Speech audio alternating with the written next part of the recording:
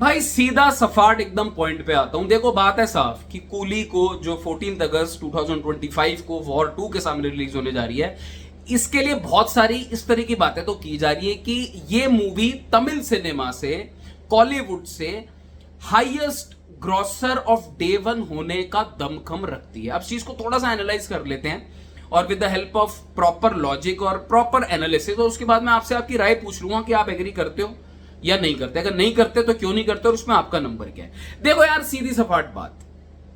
अब तक day one का हाईएस्ट ग्रॉसर मूवी कौन सी है तमिल सिनेमा से? लियो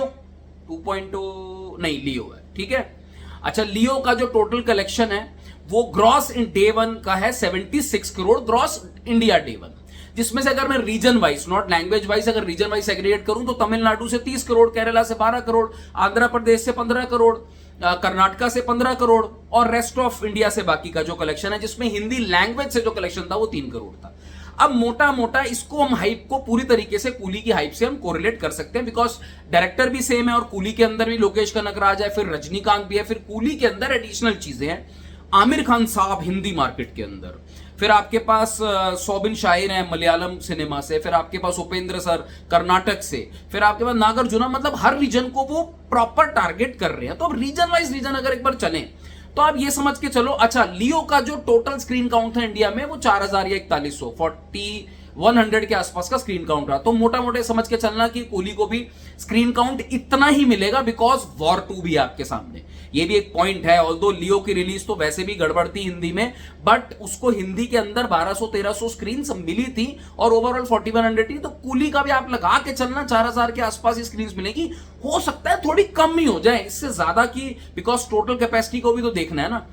केरला के अंदर जहां लियो का 12 करोड़ था, मेरा ऐसा मानना है कि बिकॉज वॉर 2 भी आ रही है, क्लैश हो रही है, हर रीजन में हो रही है, क्लैश में आ रही है मूवी, तो केरला के अंदर आप 12 करोड़ नहीं तो 10 crore, 12 crore maximum, because independence day weekend वो वाला फैक्टर भी हम बीच में रखेंगे, छुट्टियों का टाइम है, चलो 12 करोड़ उठा लो केरला। आंध्र प्रदेश, कर्नाटक, दोनों से अगर लियो का हाइप बहुत था, मतलब एलसीयू की तरफ से, फिर भी अगर उठा के थोड़ा सा इंक्रीज, इन्फ्लेशन को इंक्रीज करते हैं तो 15 करोड़ की जगह 20 करोड़ लगा लो। तमिलनाडु से लियो का 30 करोड़ था, मेरा मानना है कि शायद 40 करोड़ पे आ सकते हैं, प्रेडिक्शन है ना ये, मेरा मानना है 40 करोड़ पे तमिलनाडु से उठा सकती है कूली। अब Hindi market, the deciding market, में हर वीडियो में कहता हूं भाई, अगर हिंदी मार्केट को तुमने नहीं पकड़ी, नहीं चिपकी हिंदी मार्केट, तो आपकी मूवी ब्लॉकबस्टर तक जा सकती है, ऑल टाइम ब्लॉकबस्टर नहीं हो सकती, माइनस ओवरसीज। हिंदी मार्केट जहां लियो 2.5-3 करोड़ थी, और मुझे नहीं लगता हिंदी मार्केट में तमिल सिनेमा से कोई भी मूवी एक्सेप्ट 2.0 जिसमें अक्षय कुमार साहब थे बहुत ज्यादा नंबर्स लेकर आती है, यही फिगर्स रहती है। तो हिंदी मार्केट में आमिर खान के होने की वजह से, और लोकेश कनगराज और अनिरुद्ध का भी थोड़ा नाम है इधर, और रजनीकांत साहब भी हैं, यहां पे 10 करोड़ की ओपनिंग से 15 करोड़ की ओपनिंग, इतना मैं रेंज ले रहा हूं, मुझे पता है रेंज ज्यादा है, पर आप 10 से 15 करोड़ मैक्सिमम अगर हाइप एकदम शूट अप कर गया लास्ट दिन, तो इसको बहुत बड़ी बात मानना। मैं बहुत वीडियोस में बोल चुका हूं, और इन सारी फिगर्स को आप टोटल अगर कर लोगे ना, अगर 10 करोड़ हिंदी से ले लेते हो और 5-5 करोड़ पे आंध्र और उधर से बढ़ा देते हो, तो मुझे ऐसा लगता है कूली का डे नंबर 1 ग्रॉस इंडिया जो जाएगा, अगर लियो का 76 करोड़ था तो कूली का 90 करोड़ के आसपास का पहला दिन जा सकता है। अगर फटा रिव्यू का तगड़ा बम पहले दिन, हो सकता है हिंदी मार्केट की वजह से शायद ये 100 करोड़ ग्रॉस के आसपास आ जाए। अब मैं यहां पे ओवरसीज कैलकुलेट नहीं कर रहा हूं, अगर मैं ओवरसीज करूंगा तो कूली डे नंबर 1 पे हमें चौंकाने वाले नंबर दे सकती है, और तमिल सिनेमा से, कॉलीवुड से number 1 highest grossing day number 1 बन सकती है, बीटिंग 150 करोड़ ऑफ